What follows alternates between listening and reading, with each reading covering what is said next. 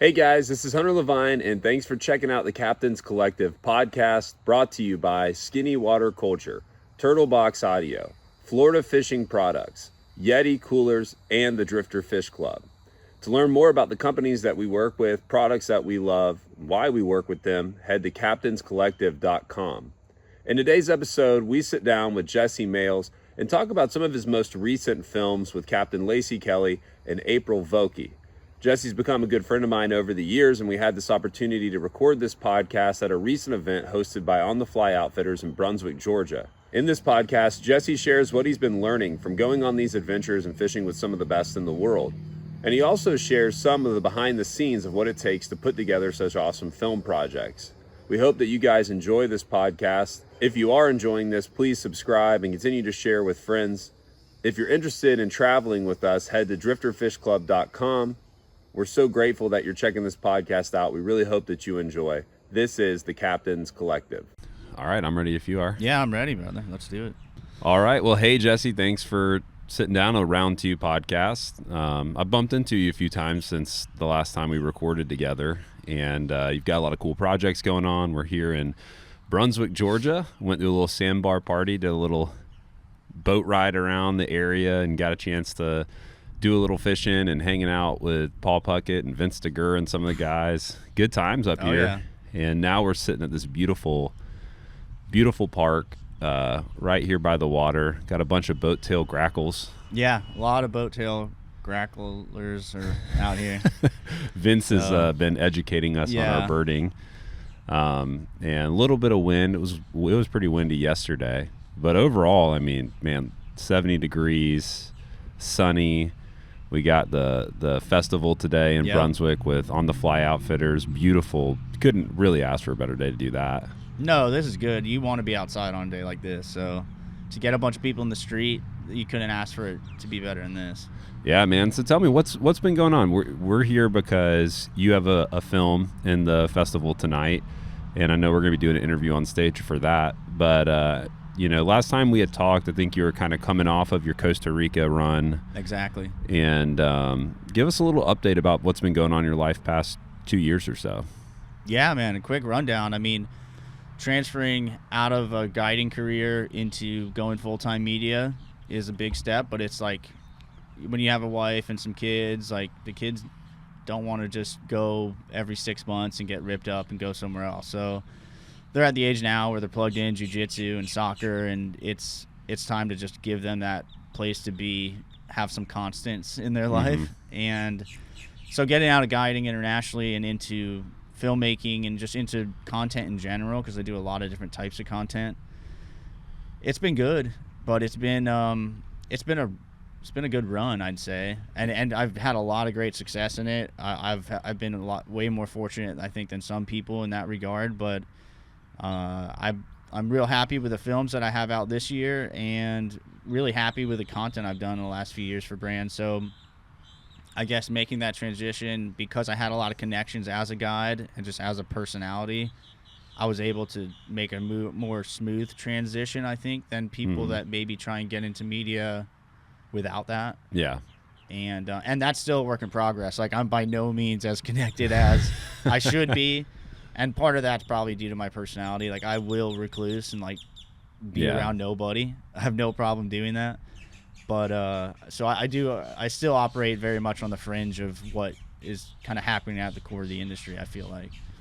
Yeah, I think it's been cool for me to follow, because to most people, I think there's a huge veil behind how media is made. You know, like you see, you know that there's people who get photos, there's people who make films, but I think when I even first started doing this podcast, I just assumed a lot of photos and video were almost like side projects for people, like maybe a captain.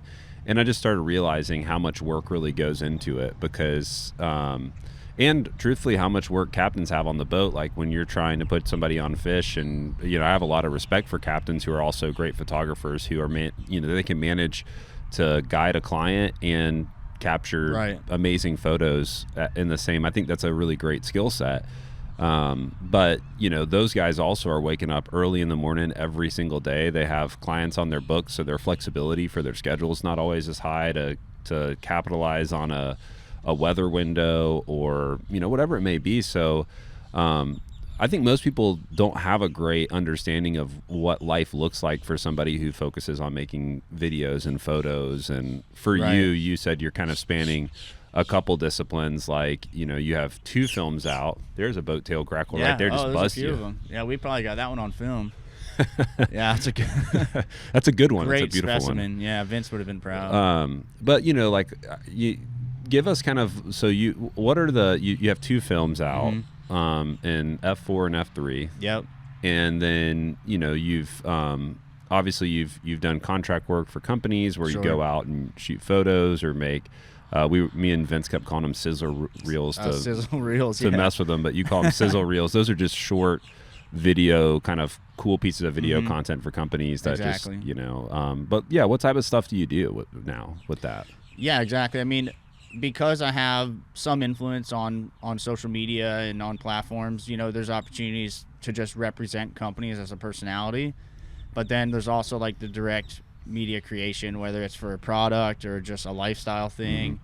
And then there's and that stuff may go out on my platform, right? And then there's also the content that's made for the actual brand that's for them, that I never post. So then when you get into the film side of it, then you have like partnerships with the films where they could be associated with that that concept coming to life, and, you know, have logo presence and get, you know, access to photography and video assets from those films. So there's different levels to whatever the brands really and partners want to do with me as a personality and then me as a filmmaker. And so it's obviously different levels to whatever's fitting what that company's needs are and what the project is and how it relates to that company, right? Because not everything I do is going to make sense for every brand at any given moment. And luckily with these 2 films that I've done, they're pretty heavy lifts. Like a lot, I just end up being on things where I'm like the only shooter kind of thing. So it's always a big lift for me to shoot them individually and do the photography and the videography, and then also do the post-production. So those are big things to do as a creator, and you need to have a lot of different skills if you're going to do that effectively. So being someone that's kind of has a lot of different angles, I've just been blessed to develop skills in a lot of different directions. Yeah. That have enabled me to have, you know, be here today. And yeah, I have a beautiful film from the Amazon that we shot with April Vokey from Guyana. That one's in the Fly Fishing Film Tour. And then in the International Film Festival, we have a film from Costa Rica, which is like a part 2 of a Casa Mar series that I had done a few years ago.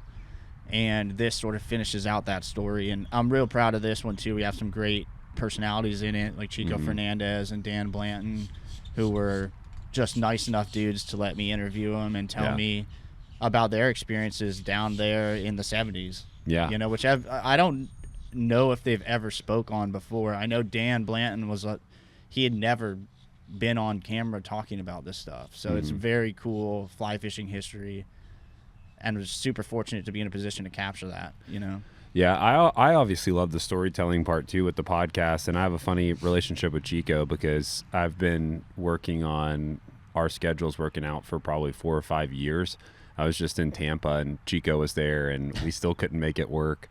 But I love the storytelling part because I think that in our world today, like there's so much visual things like cool photos, cool sizzle reels, you know, that there's a mini story with that. But like just to sit down and kind of hear people slowly work through stuff and share their insights that they picked and what's significant about not just, hey, this is what happened, but hey, this is what that means to me. This is the culture that, you know, we lived in at that time and the positives of that. Things like that I think are really helpful.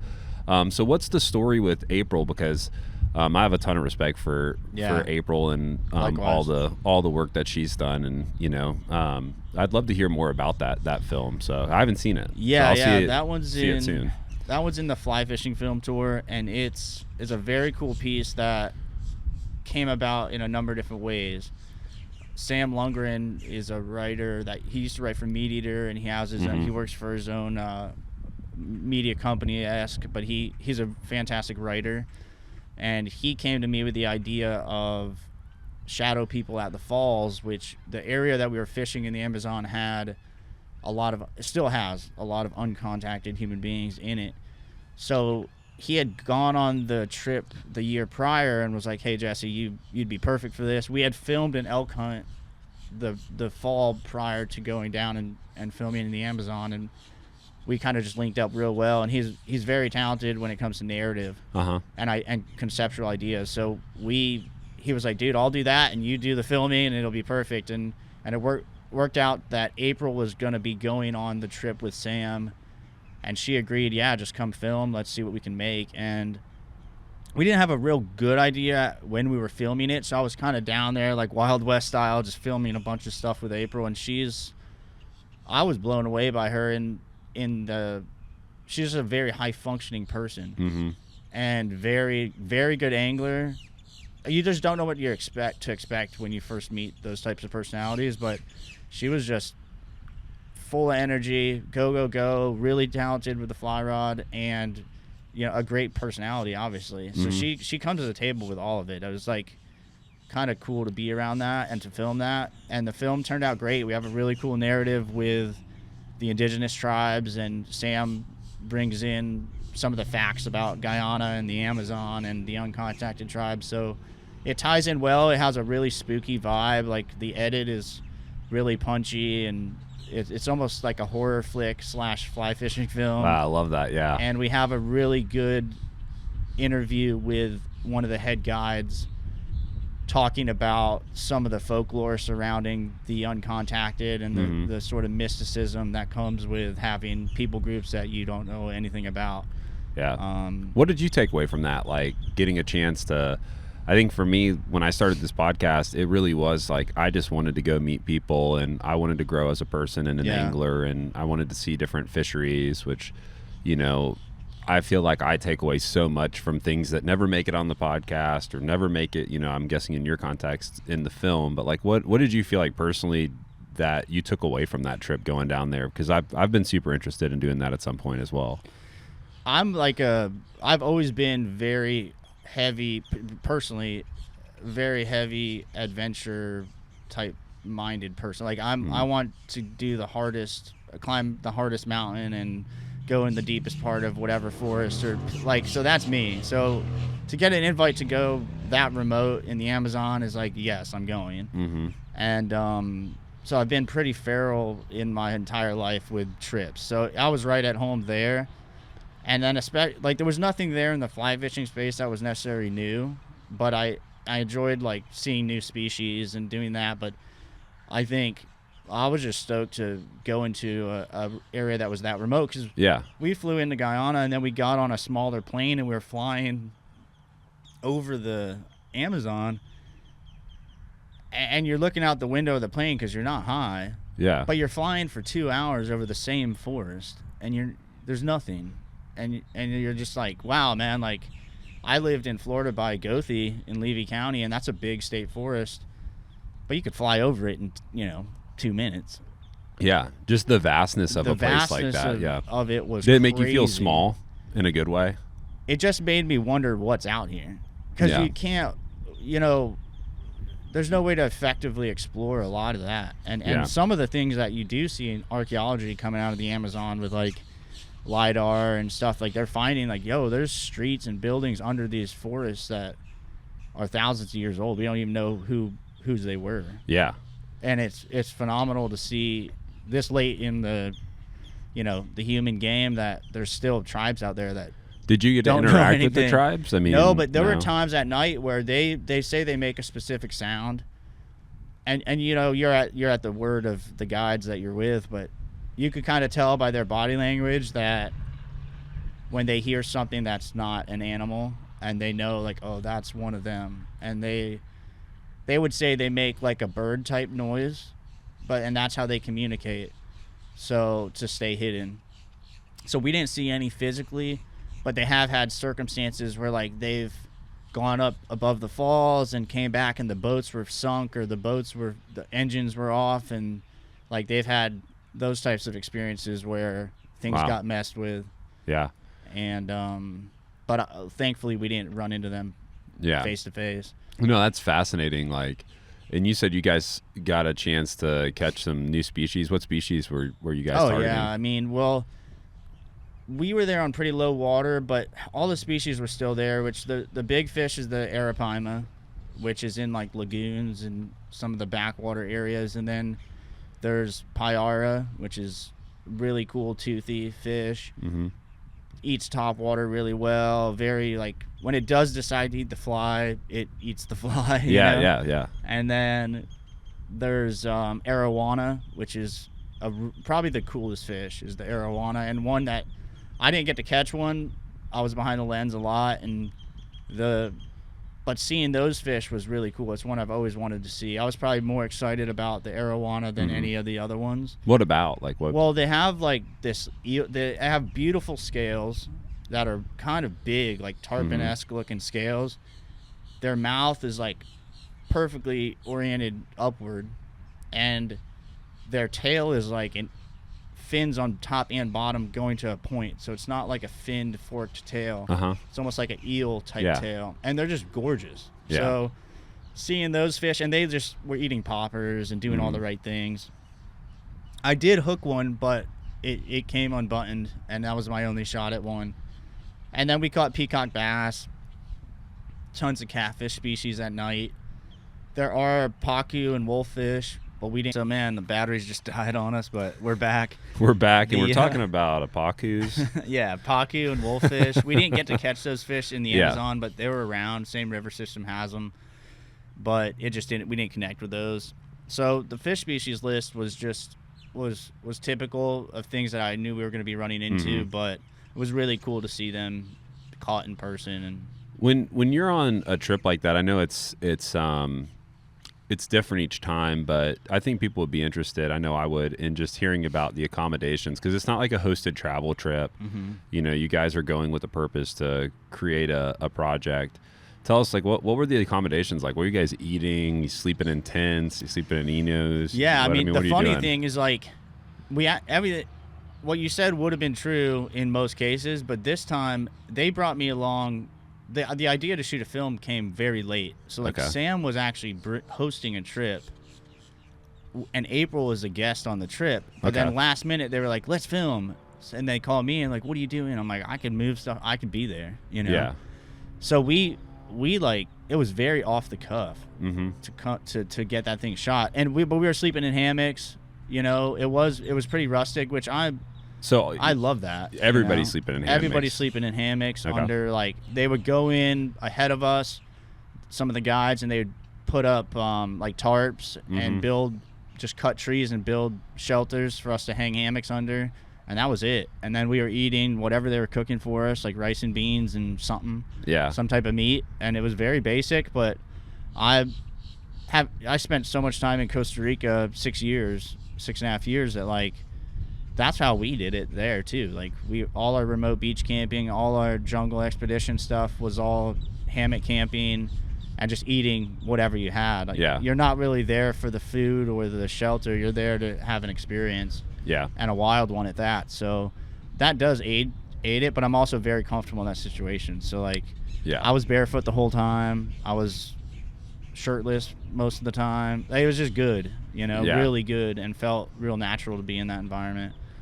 Yeah, I you know, we with Drifter, we're doing different types of trips. So we'll do these camp style things, which is like a super elevated, like, you're with your boys and you're hanging out, you know, kind of like this weekend. Like, we might do like a sandbar party, and we're renting out big Airbnbs, and we're still bringing really quality food cooking, like seared steaks and stuff like that. But and then you have luxury travel, which is basically your typical, like, man, we're going to a lodge that's dialed in, and I think those things are awesome too, and they have their place. And then we realized adventure travel, which that's where you're starting to push into what you're talking about, where if somebody showed up thinking that they're going to have a mint on their pillow every night and they're going to eat filet mignon, and now you're eating rice and beans and you're sleeping in a hammock. But there's a place for that. I think there's something that's nice about going and fishing and just being in such a carefree, relaxing environment like a lodge. And then there's something that you learn about yourself, I think, from pushing yourself a little bit further, you know, kind of removing some of the luxuries of life and just focused on being in nature. And, I think there's a huge benefit to that. And, I've known you long enough to know that your lean is more, I'd rather go somewhere that people haven't gone than, Right. be in Very a much dialed so. in space.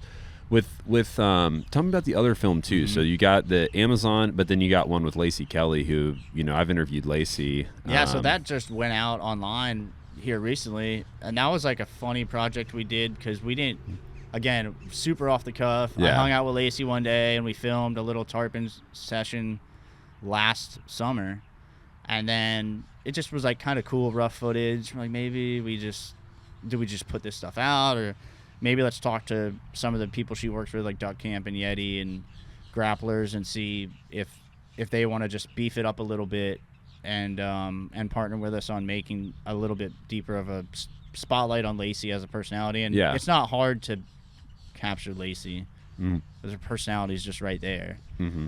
So we were just like, yeah, personality's there. Let's just get some more fishing content in the backcountry, and we threw that together, and that just went out this past weekend on YouTube, and it'll be on Instagram on the 14th. We're filming this on, I don't even know what day, but it's going out. And then that was really just fun and Yeah. cool, and I think it came off real genuine. I got a ton of great feedback on YouTube and on Instagram from people saying they checked it out and it was cool. So,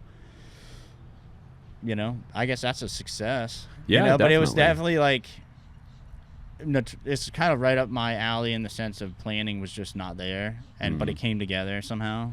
And it's like, Well, we're dealing with that. I mean, I talked to you on the phone about this the other day, just getting some feedback. We're dealing with that with the video stuff that we're doing with Drifter, which is, we're still very much figuring out how the video pieces are going to fit into the storytelling and the podcasting and the members who are fishing.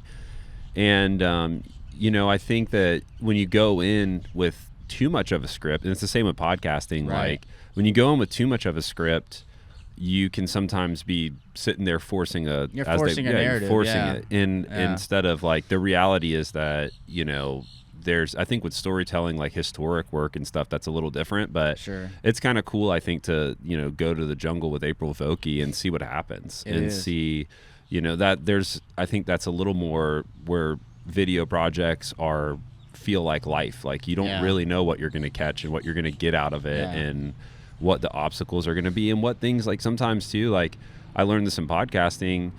When I first started, I would sit down and I would have like 20 questions written out, and I would know exactly how, and there was a certain smoothness that sometimes would be captured in that I think was good. But a lot of guests too, like you would be forcing it and miss an opportunity to go with the flow, which I want to tie this to fishing. Sure. Because I fished with you and Vince, like I've fished with you before, but I fished with Vince a good bit. And like yesterday, so we had like 45 minutes to fish, and In an area we've never been. We just pulled with up 30-mile-an-hour winds. Yeah, but we let the wind. All right, so but you got to go with what the day gives you. This is what I'm Right, talking yeah, about, like yeah. with what we're saying in filmmaking, where okay, well, we're gonna fish. It's like gnarly windy, so we need to get out of the wind. So that eliminates. I really wanted to go out to the beach and just see what's going on. Well, not the day. Okay, that's off the table. And then we go back there and we get into some gar. And know, dude. and I was love like, it. I it was love so fun because Vince hooked that gar like right off the bat, and then you hooked that huge Giant one that came unbuttoned pretty quick. But like, and I was like, dude, anybody that looks down on this they've lost You're their crazy. mind. You It's like a lost it, visual, huge, prehistoric looking fish, like. Yeah.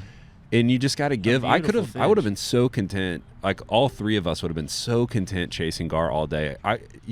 We can sometimes get, well, I want to catch a redfish because that's what's cool, or that's what. And it's like, but that was what the day was giving us, was some gar fishing. And I'm like not a pretentious angler. I don't ask much like from the wild when I'm out there. I want to get what it wants to give me, and I'll cast a catfish when I'm on a flat. Like I'll cast at if I think I could put a fly in its mouth, I'll cast at it. Yeah. I'll cast at mullet if they look big enough and there's nothing around. Like maybe it's gonna eat, maybe it's not. And either way, you're practicing the skill too. Yeah. Like cast the fly, and I'll catch a 5-foot gar and hold it like it's a tarpon. I don't care. Like Yeah, and I get like wanting to the enjoyment of creating an objective and going out and accomplishing it. Yeah. So I understand that, but I also think too, like this idea of one of the things that I've learned in podcasting that I think impacts my fishing is that you just gotta be okay with going with the flow of things. And then also there's a lot of in fishing and travel, in content making, there's a lot of start stop, 100 miles an hour, 4 hours of laid back, you know, like there can be a lot of pace changes that you know, I'm curious for you, like as somebody who's got a chance to go to a lot of fisheries and be around a lot of great anglers like April and like Lacey and people like that, what do you feel like when you look at your life, if you would have just been dedicated to fishing locally and fishing with your friends, but you really wouldn't have pushed yourself outside of the box, and you wouldn't allow yourself maybe to go into some species or places that maybe aren't, you know, the sexiest, you know, not just all bonefish and permit, you know, what do you feel like you would have missed? I would have missed everything. Yeah, there were a few big key plays that when I look back, you know, it's hindsight's 2020, that I say, if I didn't do that, none of this would be happening. And for me, those were all like divine appointments in my life at the right time. And moving to Costa Rica was definitely one of them. That was a big send. Luckily, I had the support of my wife, and it all, as much struggle as it brought, you know, direction and motivation in the outdoor space, like tenfold. And it created a space for me to build a business, to guide, to start doing some levels of media that were above like YouTube level and things. And that was the biggest thing I ever did. But, you know, I have 3 brothers, and they all live in the same place we grew up. And I left Citrus County, Florida, and went to Orlando for college, and then from there to the jungle, and then back, and now I'm back in Citrus County. But that was a 20-year journey that just getting out of what was right in front of me and getting experience of other cultures and other fisheries and the possibilities of the outdoor space.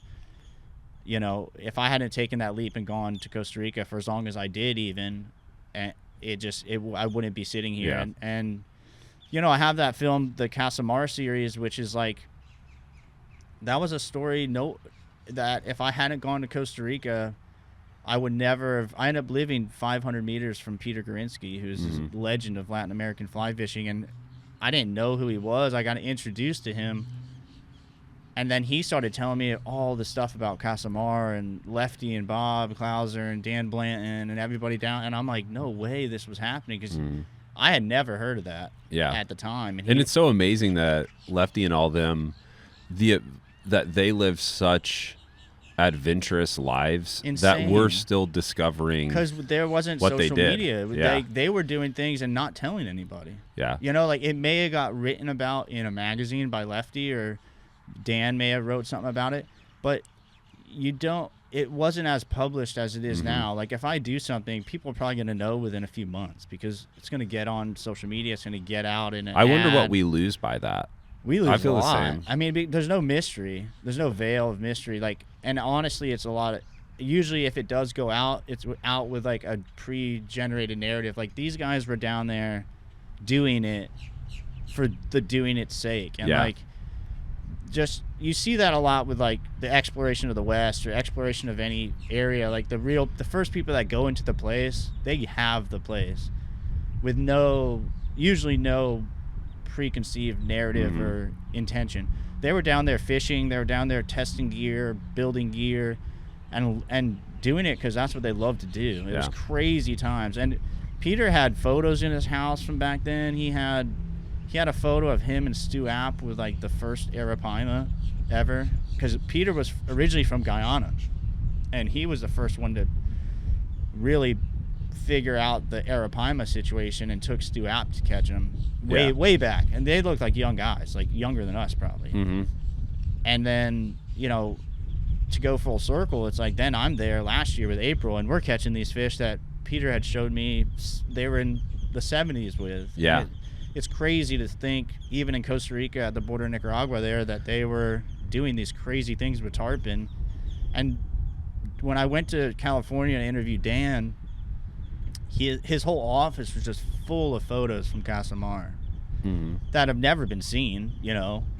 And he gave me a signed copy of a 1976 issue of Angler magazine. So 1976. Yeah. Of a photo he took that's on the cover of it, of somebody with on the front of a John boat. On the John boat it says Casamar. Yeah. And there's a big tarpon jumping, and they're catching him in the river back then. And he gave it to me, and it's old. I mean, it's a 50-year-old magazine, so like the glue is not the best and stuff. But he showed me the magazine or the article inside, and I got to read it, and it's sort of in like a frame now at my house. But I look at that and I go, that was the social media back then. Was like you do all that stuff, and then there'd be one article published somewhere. Yeah. And that was it.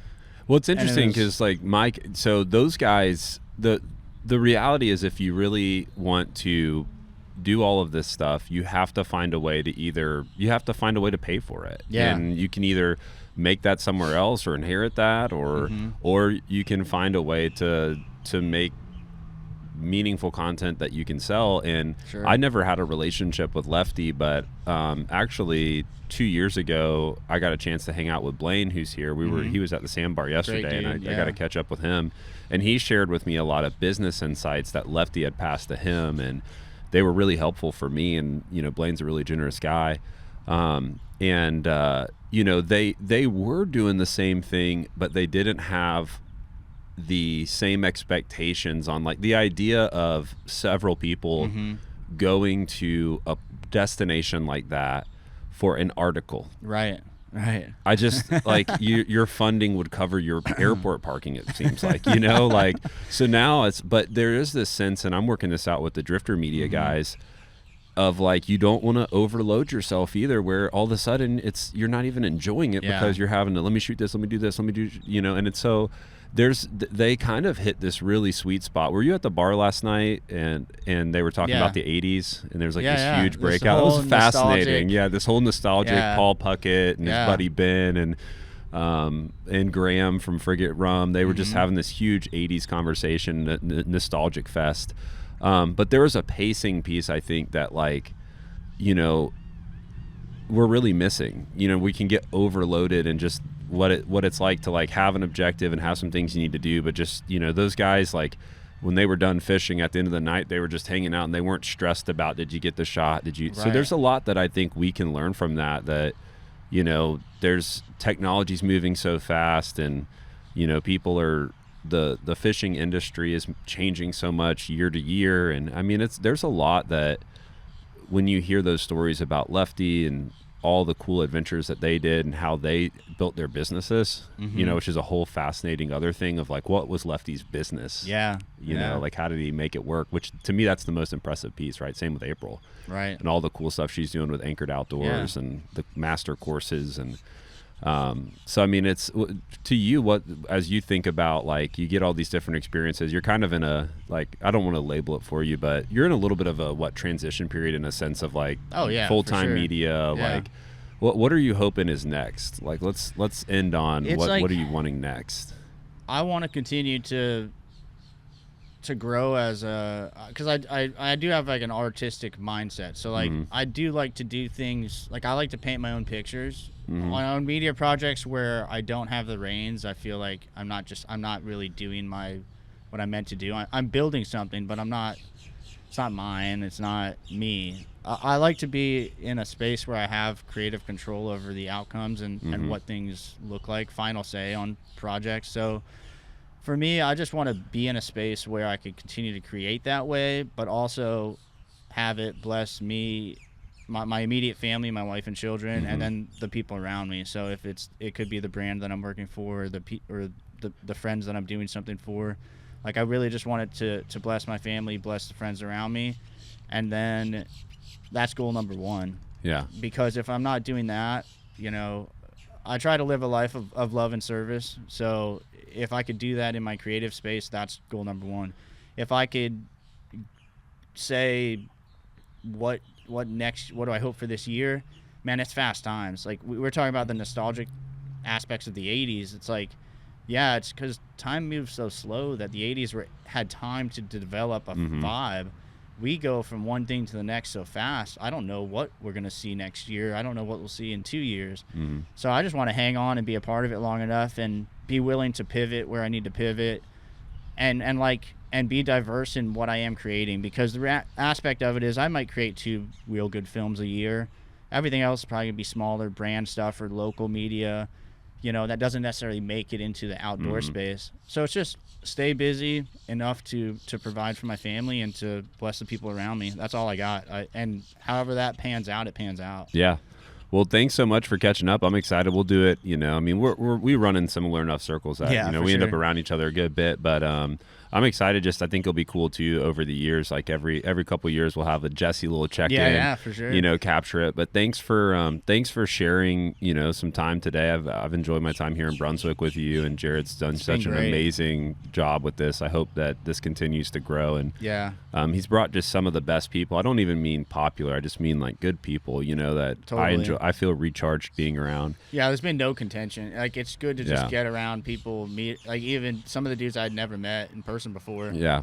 And just you click immediately. And I think I could see him doing this very successfully every year. I don't see why he couldn't pull that off. He pulled this off very well. Yeah, I never did a great job. Done any of that. Yeah, he did a great job, man. Yeah. And so we'll keep in contact and continue to get check-ins. But thanks for the time, man. Excited to do it again. Heck yeah. Thanks, brother.